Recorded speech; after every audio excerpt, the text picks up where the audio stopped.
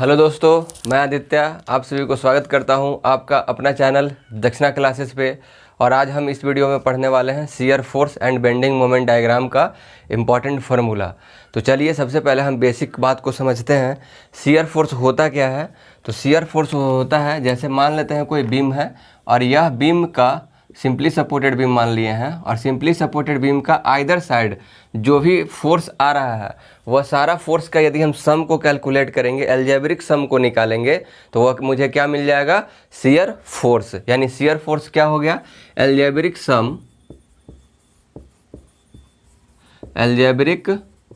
Some of force on either side of beam. यानी कोई भी बीम के जो फोर्स लग रहा है उस फोर्स का अलजेब्रिक सम निकालेंगे तो क्या मिलेगा मुझे? Shear force. और बेंडिंग मोमेंट क्या होता है?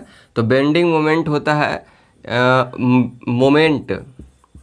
मोमेंट ऑफ द फोर्स, है ना। कोई भी पॉइंट है, इस पॉइंट के अबाउट हम मोमेंट निकालते हैं, तो उस मोमेंट यानी बेसिकली जो बीम के ऊपर जो फोर्स लग रहा है और फोर्स लगने की वजह से उसमें जो मोमेंट होगा उस मोमेंट को निकालेंगे तो मुझे क्या मिलेगा? Bending moment.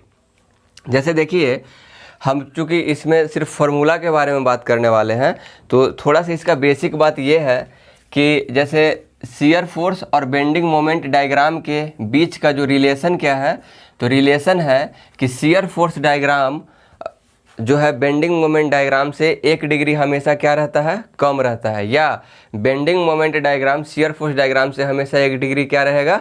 ज़्यादा रहेगा। जैसे हम बात करते हैं, यदि मेरा लोड जो है यहाँ पे पॉइंट लोड है, कैसा लोड है? पॉइंट लोड है। यहाँ पे यूनिफॉर्मली डिस्ट्रीब्यूटेड लोड है। और तीसरा मेरा क्या हो गया? तीसरा है यूनिफॉर्मली वैरिंग लोड। यह 3 तरह के लोड से क्वेश्चन पूछा जाता है। यह क्या है? Uniformly varying load. यह जैसे देखिए पॉइंट लोड है तो शियर फोर्स डायग्राम कैसा रहेगा? तो यह रहेगा स्ट्रेट लाइन, स्ट्रेट लाइन। लेकिन यह कैसा यह है शियर फोर्स डायग्राम का हम बात कर रहे हैं। और यहाँ पे है क्या? Bending moment diagram. तो बेंडिंग मोमेंट डायग्राम क्या रहेगा? तो यह रहेगा inclined line, inclined line. Uniformly distributed में शियर फोर्स कैसा हो जाएगा? तो ये हो जाएगा इनक्लाइंड लाइन। तो बेंडिंग मोमेंट डायग्राम क्या हो जाएगा? तो बेंडिंग मोमेंट हो जाएगा पैराबोला, पैराबोला यानी पैराबोलिक कर्व हो जाएगा। जब यूनिफॉर्मली वैरिंग लोड में शियर फोर्स डायग्राम क्या हो जाएगा? Parabolic curve. क्या हो जाएगा? Parabolic curve. तो बेंडिंग मोमेंट डायग्राम क्या हो जाएगा? Cubic parabola. क्या हो जाएगा? Cubic parabola. यानी इस तरह से शियर फोर्स और बेंडिंग मोमेंट डायग्राम के बीच का रिलेशन है। जैसे हम लोग अब एक एक करके केस के बारे में डिस्कस करते हैं कि कौन सा लोडिंग हम दे रहे हैं कौन सा बीम में, तो क्या रहेगा शियर फोर्स और बेंडिंग मोमेंट। और आपको यदि दोस्तों मेरा वीडियो पसंद आ रहा है तो प्लीज़ आप इसे लाइक, सब्सक्राइब और शेयर ज़रूर कीजिए। जैसे फर्स्ट केस के बारे में हम डिस्कस कर रहे हैं, case first.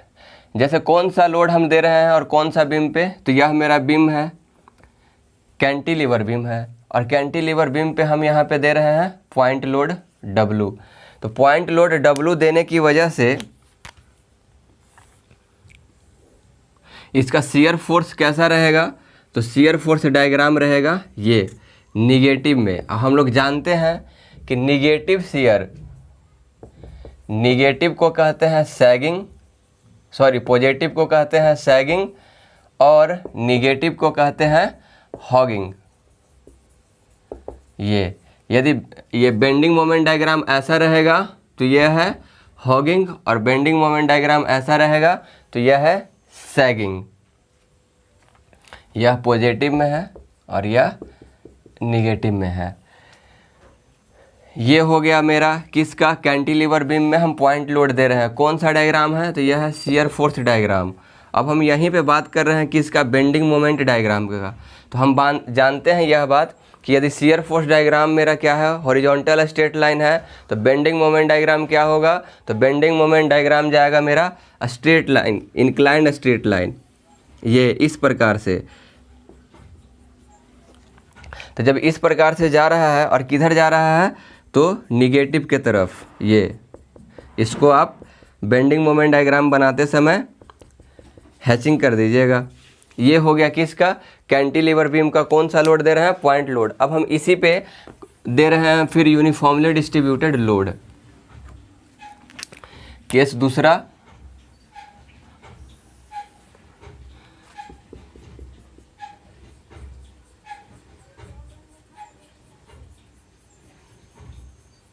Uniformly distributed load.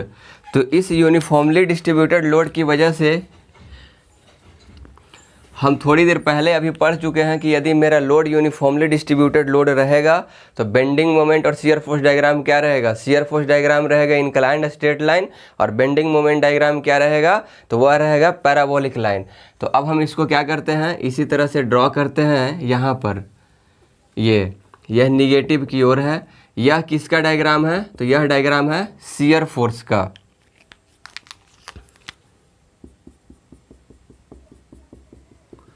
यह है शियर फोर्स का डायग्राम। अब हम बेंडिंग मोमेंट का डायग्राम बनाते हैं।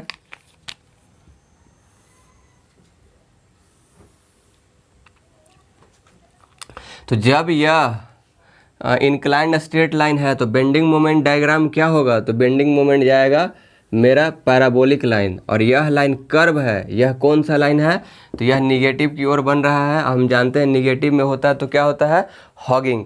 तो यह मेरा बेंडिंग मोमेंट डायग्राम है, बेंडिंग मोमेंट डायग्राम, और यह है मेरा शियर फोर्स डायग्राम। अब नेक्स्ट केस है, इसी में हम बात करते हैं, इधर वालों को मिटा देते हैं।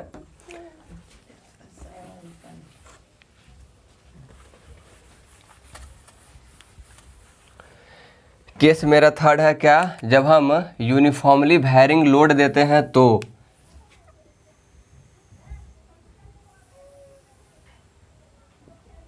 यूनिफॉर्मली वेरिंग लोड दे रहे हैं तो क्या होगा। तो यहाँ पर मेरा जीरो लोड है, इसमें जो इंटेंसिटी है लोड का इसको लिख सकते हैं W पर मीटर, और इसका लेंथ है L। जैसे यूनिफॉर्मली वेरिंग लोड है, इसका लेंथ कितना है, लेंथ है L, यहाँ है जीरो, और यहाँ पे हम दे रहे हैं कितना, W पर मीटर। इस तरह से वैरी कर रहा है लोड।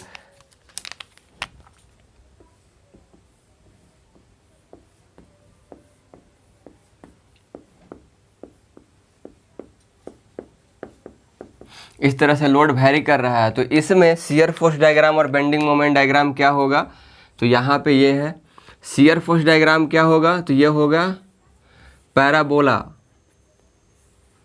कैसा जाएगा, तो यह जाएगा पैराबोला, पैराबोलिक कर्व जाएगा निगेटिव की ओर। और बेंडिंग मोमेंट डायग्राम क्या होगा, जब हम जानते हैं कि शियर फोर्स डायग्राम यदि शियर फोर्स डायग्राम यदि पैराबोला है तो बेंडिंग मोमेंट डायग्राम कैसा रहेगा, तो वो रहेगा क्यूबिक पैराबोला। तो यहाँ से हम बेंडिंग मोमेंट डायग्राम को ड्रॉ करते हैं। ये है, यह क्या है, यह है बेंडिंग मोमेंट डायग्राम, और इसका नेचर क्या है, तो यह रहेगा क्यूबिक पैराबोला। यह निगेटिव इस तरह से।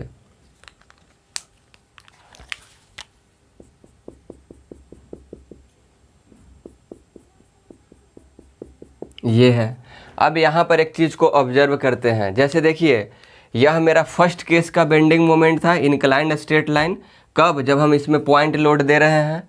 यह मेरा सेकेंड केस का है बेंडिंग मोमेंट डायग्राम, कब, जब हम इसमें यूनिफॉर्मली डिस्ट्रीब्यूटेड लोड दे रहे हैं। और यह मेरा थर्ड केस का बेंडिंग मोमेंट डायग्राम है क्यूबिक पैराबोला, जब हम इसमें यूनिफॉर्मली वेरिंग लोड दे रहे हैं। कैंटिलीवर बीम में हम कोई भी इरिस्पेक्टिव ऑफ लोडिंग, मेरा बेंडिंग मोमेंट कहाँ पर, तो एट द फ्री एंड, कहाँ पर, फ्री एंड पे बेंडिंग मोमेंट कितना हो रहा है, तो वह हो जा रहा है 0, यानी बेंडिंग मोमेंट फ्री एंड पे, बेंडिंग मोमेंट फ्री एंड पे कितना होता है, तो फ्री एंड पे हो जाता है 0। अब हम यहीं से शियर फोर्स का बात करते हैं। यह है यूनिफॉर्मली वेयरिंग लोड और यह है यूनिफॉर्मली डिस्ट्रीब्यूटेड लोड और यह है यूनिफॉर्मली वेयरिंग लोड, और यह दोनों के लिए शियर फोर्स डायग्राम एंड पे क्या हो जा रहा है, तो शियर फोर्स डायग्राम एंड पे हो जा रहा है 0। तो यह दो कंक्लूजन हमको निकल के आता है कैंटिलीवर बीम से। कैंटिलीवर बीम के बाद अब आगे मुझे पढ़ना, तो अब मुझे पढ़ना है सिंपली सपोर्टेड बीम। तो सिंपली सपोर्टेड बीम में पहला केस पढ़ते हैं जब पॉइंट लोड लगा रहे हैं तब, और दूसरा केस क्या है, जब हम यूनिफॉर्मली डिस्ट्रीब्यूटेड लोड रहेगा तो सबसे पहले देखिए, जब पॉइंट लोड है तो पॉइंट लोड लगाने की वजह से यह लोड रिएक्शन में W/2 में क्या हो गया, टूट गया। तो जब W/2 में जब टूट गया तो इसका जब शियर फोर्स डायग्राम को देखेंगे तो शियर फोर्स डायग्राम कुछ इस प्रकार से रहेगा। ठीक है, चूँकि पॉइंट लोड है तो शियर फोर्स डायग्राम कैसा रहता है, तो वह स्ट्रेट लाइन रहेगा, इधर पॉजिटिव और इधर नेगेटिव। और इसका बेंडिंग मोमेंट डायग्राम क्या होगा, तो बेंडिंग मोमेंट डायग्राम मेरा रहेगा कुछ इस प्रकार से।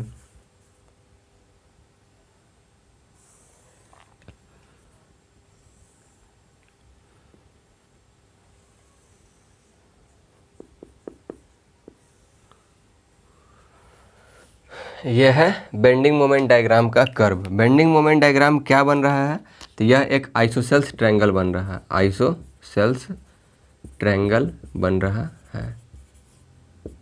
ठीक है, और मैक्सिमम बेंडिंग मोमेंट कहाँ पे होगा, तो यहाँ पे होगा। और कितना होगा मैक्सिमम बेंडिंग मोमेंट, तो ये होगा WL/4 पे। मैक्सिमम बेंडिंग मोमेंट कितना, WL/4। यहाँ पे इस तरह से हैचिंग कर दिया जाएगा। ये हो गया। जहाँ पे शियर फोर्स डायग्राम 0 है, जहाँ पे शियर फोर्स डायग्राम क्या है, 0 है, वहाँ पे बेंडिंग मोमेंट डायग्राम क्या हो रहा है, मैक्सिमम हो रहा है। अब हम नेक्स्ट क्वेश्चन यहाँ पे हम देखा जाए तो नेक्स्ट क्वेश्चन क्या है, तो यहाँ पे देखिए सबसे पहले इस प्रकार से यहाँ पे ये क्या लोड दे रहे हैं, तो हम यहाँ पर सिंपली ये यूनिफॉर्मली डिस्ट्रीब्यूटेड लोड है, और यूनिफॉर्मली डिस्ट्रीब्यूटेड लोड है तो यह पॉइंट लोड के तरह काम करेगा। कहाँ पे, तो इस बीम के CG पर, और यह पॉइंट लोड के तरह जब काम करेगा तो इसका वैल्यू कितना हो जाएगा, तो ये हो जाएगा WL, क्योंकि यह L लेंथ पे लग रहा है। अब इसके बाद यह रिएक्शन में टूट जाएगा, तो रिएक्शन में टूटेगा तो एक तरफ मेरा लगेगा WL/2 और दूसरा तरफ मेरा लगेगा WL/2। क्योंकि लोड कैसा है, तो लोड है मेरा यूनिफॉर्मली डिस्ट्रीब्यूटेड, तो जो शियर फोर्स डायग्राम जो जाएगा वह शियर फोर्स डायग्राम कैसा रहेगा, तो वह इंक्लाइंड स्ट्रेट लाइन रहेगा। तो शियर फोर्स डायग्राम, रिएक्शन के पास शियर फोर्स डायग्राम हो जाएगा WL/2, और इसके बाद यूनिफॉर्मली ये इंक्लाइंड स्ट्रेट लाइन यानी वैरी करते हुए जा रहा है। यह एक स्ट्रेट लाइन है, कैसा है, तो यह एक स्ट्रेट लाइन है। और यहाँ पे इस तरफ क्या रहेगा, तो इस तरफ मैक्सिमम, ये तो इस तरफ निगेटिव और यहाँ पे क्या, पॉजिटिव। हम जानते हैं निगेटिव में सैगिंग और हॉगिंग का कंसेप्ट। नेक्स्ट आगे हम पढ़ते हैं इसी का बेंडिंग मोमेंट डायग्राम। तो जब हम बेंडिंग मोमेंट डायग्राम इसी का ड्रॉ करते हैं तो बेंडिंग मोमेंट डायग्राम कितना हो जाएगा, तो बेंडिंग मोमेंट डायग्राम मैक्सिमम कहाँ पे होगा, तो मैक्सिमम बेंडिंग मोमेंट डायग्राम, चूँकि यह कैसा जाएगा, तो यह एक क्यूबिक पैराबोलिक जाएगा ना, यह कैसा जा रहा है, तो यह एक पैराबोलिक जाएगा और मैक्सिमम बेंडिंग मोमेंट यहाँ पे होगा, और उसका वैल्यू कितना हो जाएगा, तो वो हो जाएगा WL²/8। यह डेटा आपको याद करके रखना है। मान लिया जाए इसी में क्वेश्चन इस तरह से फ्रेम हो सकता है कि हम बीम का लेंथ दे देते हैं 8 और W का वैल्यू दे देते हैं 4। अब आप हमको बताइए कि बेंडिंग मोमेंट इस केस में कितना होगा, तो मैक्सिमम बेंडिंग मोमेंट इस केस में कितना होगा, तो मैक्सिमम बेंडिंग मोमेंट इस केस में देखा जाए तो मैक्सिमम बेंडिंग मोमेंट कितना हो जा रहा है, तो W का वैल्यू है 4 और L का वैल्यू है 8, तो 8 इंटू 8 और बटा में नीचे कितना हो जाएगा 8, यानी 32 बेंडिंग मोमेंट।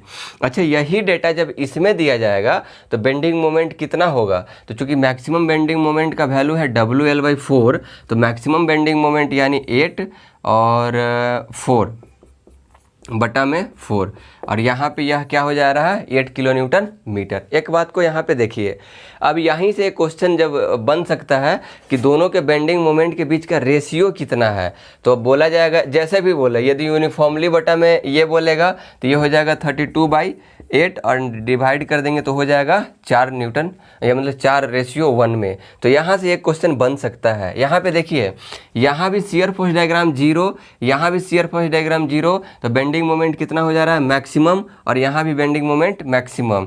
यहाँ पे बेंडिंग मोमेंट कितना है 0, बेंडिंग मोमेंट 0, तो शियर फोर्स डायग्राम यहाँ भी मैग्नीट्यूड बाई देखा जाए तो मैक्सिमम है, यहाँ भी मैक्सिमम है। यानी कह सकते हैं यहाँ पे जहाँ पे शियर फोर्स डायग्राम 0 हो रहा है वहाँ पे बेंडिंग मोमेंट मैक्सिमम हो सकता है। यहाँ पे ऑब्जेक्टिव में इस तरह से क्वेश्चन आता है, बेंडिंग मोमेंट शियर फोर्स 0, तो बेंडिंग मोमेंट डायग्राम मैक्सिमम भी होगा और मिनिमम भी होगा, ठीक है। लेकिन जहाँ पे शियर फोर्स डायग्राम मैक्सिमम होगा वहाँ पे बेंडिंग मोमेंट डायग्राम क्या होगा 0 होगा।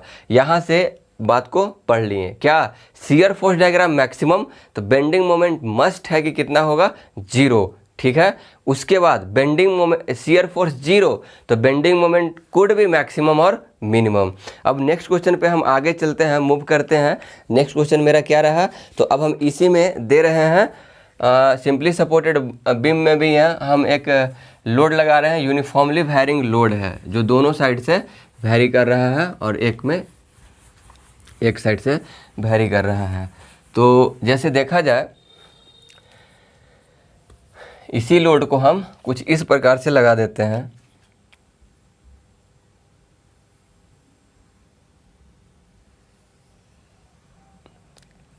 ऐसे लग रहा है। यह लोड लगने से क्या होगा,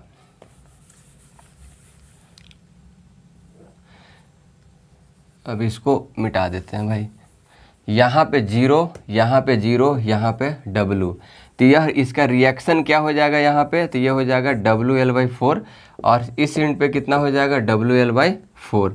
तो WL/4 लगने की वजह से अब यहाँ पे इसका शियर फोर्स डायग्राम क्या रहेगा, तो चूंकि यहाँ पे लोड क्या कर रहा है यूनिफॉर्मली वैरी कर रहा है, तो जब लोड यूनिफॉर्मली वैरी करेगा पहले तो शियर फोर्स डायग्राम यहाँ पे मैक्सिमम होगा और यहाँ भी मैक्सिमम होगा मैग्नीट्यूड वाइज देखा जाए तो।